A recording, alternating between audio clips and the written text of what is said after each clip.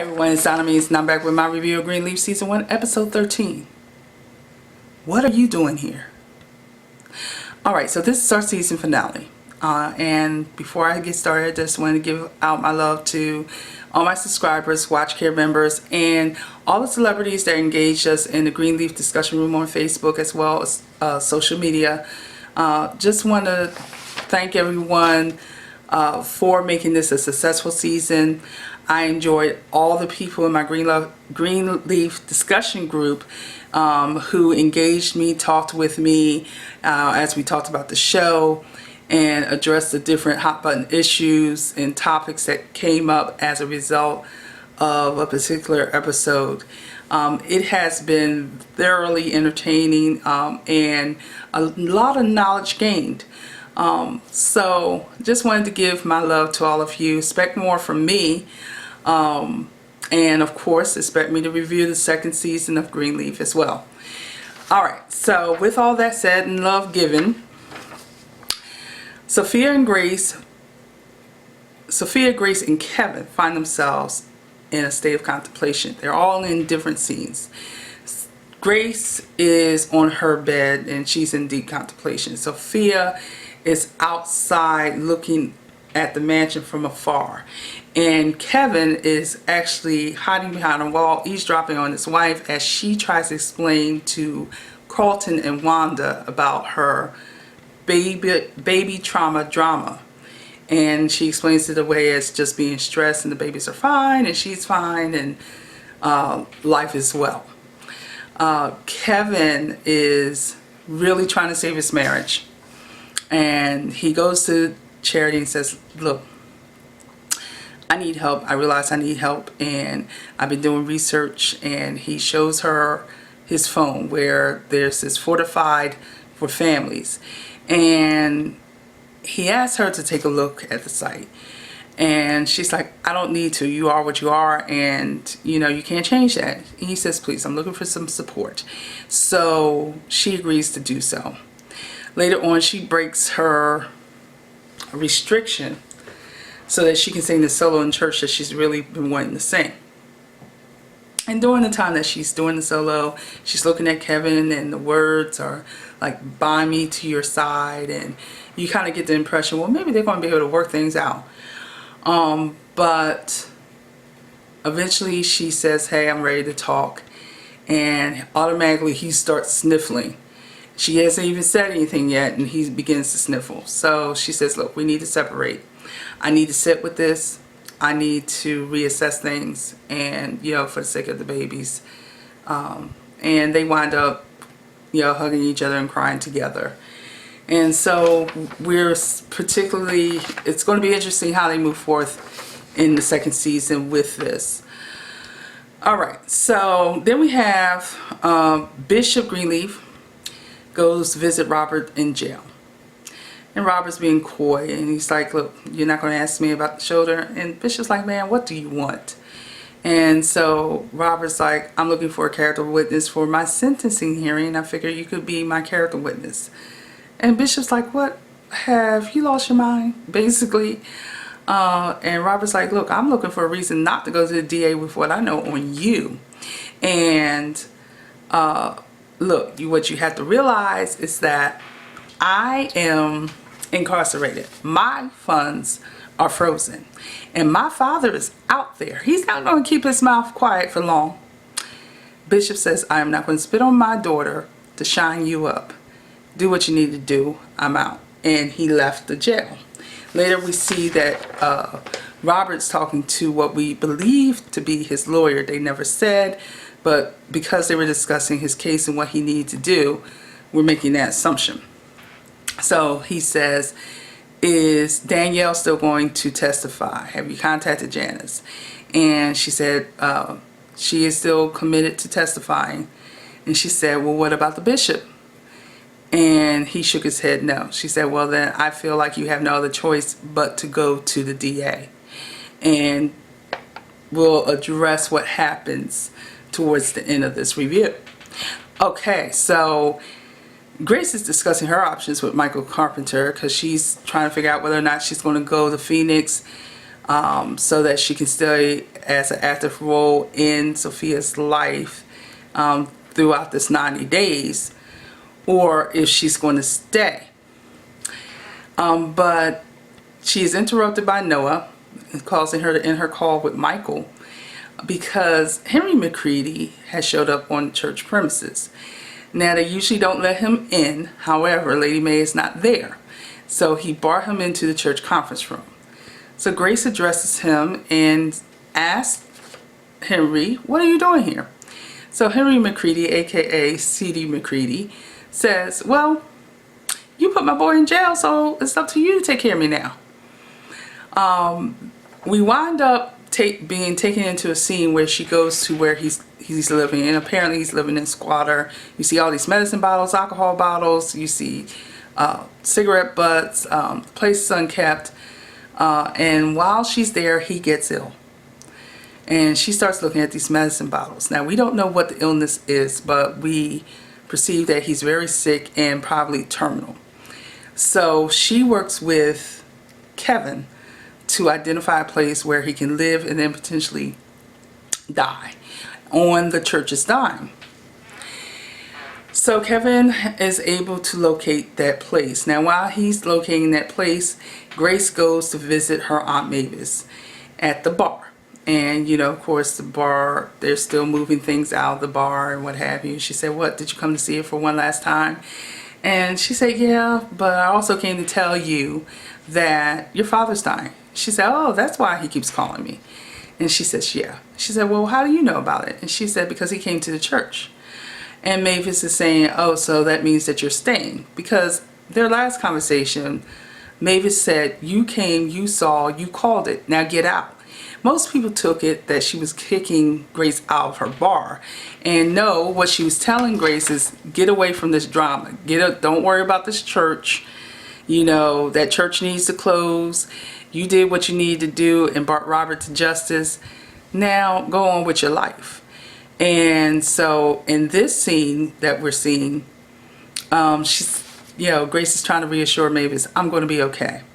And Mavis starts talking about James Greenleaf, Grace's father, and how before he became Bishop Greenleaf, James Greenleaf was a man who loved life, who wanted to accept what God had to offer him and appreciate it in a very spiritual way, without preaching about it and all the things that he does now. And we have to understand that Mavis' perspective of Calvary is that this is a monument to man, not to God, and that they just make a mockery of the Word of God. There's the form of godliness, but not actual godliness. So she does not see the church in the same sense that Grace sees the church. And she said, "If I knew that when I start you on this path it would lead you here, I wouldn't have done it." And so, you know, Grace reassures her again, "I'll be fine."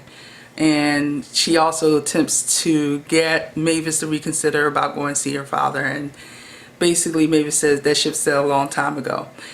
And she declines. So Grace goes back to see her grandfather to assure that he's getting along just fine in his new surroundings. And, you know, he makes his dying wish to see his daughters again. She said, "That's probably not going to happen." And she said, "Well," he says, "Well, I probably need to let my son go too because he don't love me for real." And she said, "Well, everything he did seems loving, you know," and, you know, Henry basically said his benevolence towards me has nothing to do with love. It's hush money. She said, "Hush money about what?" He tries to get her to recall when she was a little girl about First Baptist Church. And apparently there was a caretaker in the basement. And he says that the fire was not act of God. So that's all we know. So we're potentially talking about an arson and potentially a murder. So either way, how the particulars of how it came about or why it came about, we don't know. But if it wasn't an act of God, most likely it was an arson of sorts. and perhaps the caretaker was collateral damage. You know, they didn't expect him to be there. He was there. They could have potentially tried to burn down the building to collect insurance money so they could get a bigger, better church. It could have been some type of altercation between the bishop and the caretaker, and they burnt down the church to hide the fact the bishop killed the caretaker. You know, so there's all kinds of different scenarios that could play around with that. But we know that the bishop is directly involved. And the reason why we can make that connection is because of what Robert said in the beginning. You know, Henry's out there. He's not going to keep quiet for long. So Henry has now spilled the beans to a degree to Grace. And in the end, when they come for Bishop, we can assume it has something to do with First Baptist Church, the fire, and the caretaker. So, Pastor Basie Skanks is talking to Jacob. He's driving the car. Jacob is the passenger. And he's talking up this Christian community center that he wants to build. He wants Jacob to be the poster child for it and to head it. And it's a $40 million project. And he's taking him to the location of this spot. And Jacob is kind of enthused about it until he realizes that it's across the street from Calvary on the land that his father had interest in. Excuse me. So he's like, you want me to do this directly from across the street from Calvary? And he says, it's God's will for you to do it. Okay. So, of course, Jacob is feeling apprehensive about it. He talks to Carissa. And Carissa says, well, did he mention the school? Because, you know, excellence is set up. We already are established. We can definitely offer a lot there. And so he's, you know, Jacob is suspicious of his wife. And he says, are you concerned about Alexia? Because let's not forget, Alexia is currently a member of Triumph. In fact, Pastor Skanks mentions to Jacob that, well, when she first got there, I pressed her about everything concerning Calvary and Bishop. And that's how I learned about this property, and I learned how he wanted it so, and what he wanted to do with it, and, you know. So Carissa responds saying, no, I'm not concerned about Alexia. I just thought it would be great for us to work together. And of course she's concerned. Why wouldn't she be? They haven't, the affair that broke off wasn't that long ago. It's not like it's been years ago since they had this affair. So of course she would be concerned. And of course also, since he would be the leader of this, it's not the typical church, but it's a church of some set, and her goal of being another Lady May has not gone anywhere, you know. So yeah, she's going to encourage him to do this because she wants that type of status. Anyhow, he goes to his father, and this is just before Grace is about to preach. He goes to his father and he says, look, Dad, you know, this is what Skanks is up to, you know. And Bishop Greenleaf says, oh, really? Well, thank you for telling me. And he said, don't worry about it. You know, go ahead and do what he's asking you to do. And Jacob's kind of baffled, like, really? And he said, look, he's only doing this to get back at me. And Jacob is like, for what? He said, I don't know yet, but with you being my eyes and ears, I'm sure we'll find out. And once he builds it, we can march around it 7 times and tear it down. So from all 3 points, and Bishop ends and says, you know, Jacob's like, was this your plan all along? And Bishop says, no, it wasn't my plan. It's God's plan. So, you know, everybody's using God's plan in this. And Jacob, it's not sitting well with Jacob at all, but Jacob put himself in this position. Anyway, let's talk about the Ladies' Day Conference. Honey, I loved this part. This to me was the best part of the episode. So we have Lady May, who's at the podium preaching about the virtuous woman and the characteristics of a virtuous woman, and thank God for men, but some things only a virtuous woman can do, and you know what it takes to be a virtuous woman. And as she is, you know, bringing forth the word, and she's describing the attributes of a virtuous woman, and she's even popping her collar to say it takes a virtuous woman, you know, to show strength and to do things. And she uses the example of Mary being that virtuous woman and having Jesus. You know, she was carrying the salvation for the world, and it's the all of, you know, what she was destined to do, and that was something that no man could ever do. So she's going deep, and you know, she's basically doing an interview for the deacon board and for the women there, trying to get their buy-in to see her as the interim pastor.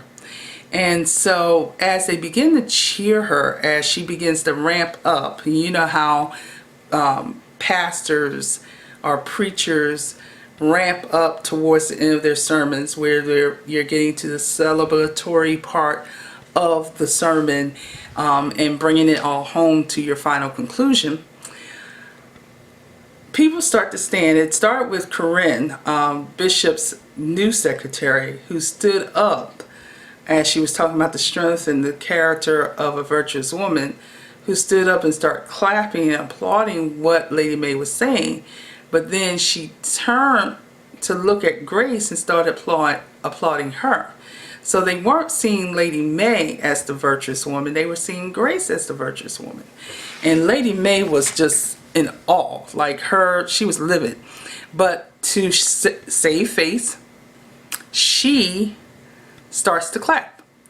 Now afterwards, she had Bishop talk to Grace. So, you know, Grace is sitting out on the porch, and you know, it's nightfall, and he comes to the door and he's talking about something in his jogging suit, talking about something. I heard what happened at church today. And he's laughing. And you know, this is the first time that we see them have a actual positive interaction since he told her that his love for her had changed. So she says, so mommy sent you out here to talk to me? He said, yep. And you know, she's still in her mind trying to contemplate what she's going to do in regards to whether she's staying in Memphis or is she moving on to Phoenix, so that she can ensure, you know, Sophia coming back. He begins to say, look, you're a preacher just like I'm a preacher, and you need to preach. And I believe that if you embrace your calling and return to your post, that, you know, the enmity between you and your mom would cease to be. And I really need you to do this. I want you to do this. And that's when he reveals that he's suffering from Parkinson's, and the only one else that knows about it is Lady May. And you know, he tells her, hey, don't worry, you know, the treatment plan I'm on locks down the symptoms pretty well, but you know, there's not going to be too many more years that I'm going to be able to handle doing the pulpit. And you know, he's like, will you take up your cross? And so she doesn't say anything, but she, you know, they're holding hands and looking at each other, and you can still see that father-daughter love between them. And of course, she's agreed to preach this Sunday. Okay, so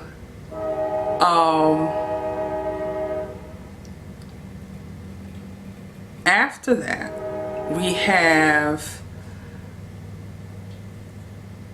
Lady May and Mavis sing. So Lady Mae enters the Bill Street bar to visit Mavis. Mavis was in there by herself. All the, fixtures and everything have been removed, and she's basically, I guess, trying to say goodbye to something that's been a part of her life for such a long time. And she turns, she sees Lady Mae coming. She's like, "Are you lost?" And Lady Mae's like, "No." And she's looking around. She said, "Oh, I thought it was bigger than this." And so anyway, Lady Mae comes to pick her bone with Mavis and basically talk about, she's telling Mavis, "You think I don't see your handprint in my ruin? You think I don't know that you didn't partner up with Grace so all this could happen? You need to stay at my business, leave my family alone." And she's just coming at Mavis, and to the point that she's pointing her, poking her finger in Mavis' chest, and Mavis is like, "Yo, you need to back up and take several seats, because first of all, your issue with me, you shouldn't have any issue with me. You need to check yourself. You knew this happened 20 years ago. You knew when Grace told you it happened. You didn't do anything to protect your daughter. You didn't go to the cops. You refused to see your brother as this predator. And as a result, it's 20 years later, and now that's coming to full life, you are looking for a scapegoat, and I'm not going to be there for you." And so they're going back and forth with the arguing. I, at that moment, was reminded of Alexis Carrington and Dominique Devereaux from Dynasty and their brawls. So when Lady Mae poked Mavis in the chest, I was just expecting Mavis to haul her, smack her or something, but it didn't go that route. I was a little disappointed with it because I was expecting some knowledge that we needed, something to tie up some of the loose ends that are still out there, to come out of this argument, but nothing came out. It basically was Oprah saying, "Look, you're no better than anybody else because you failed to do what you needed to do, what you should have did 20 years ago. And as a result, you're looking to blame me, Grace, anybody but yourself. I'm not going to be that scapegoat for you. And until you're willing to deal with the truth and come clean about it, you need to get out my bar." And that's it. There's nothing more to say. So, Lady Mae is stammering because she kept, denying. And she said, "You can't deny it. You know that you knew." And, and Lady Mae pushes back saying, "What mother would allow?" She said, "Yeah, you tell me. What mother would allow her daughter to suffer like that?" And it causes Lady Mae just to get quiet. And she does exit the bar. So that was that big scene.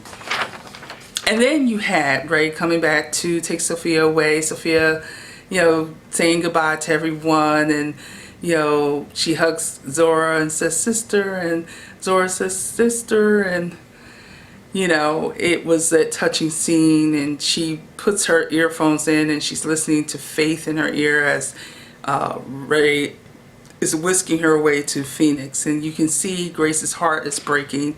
And Lady Mae comes down to her and says, "Now you know how I feel every day."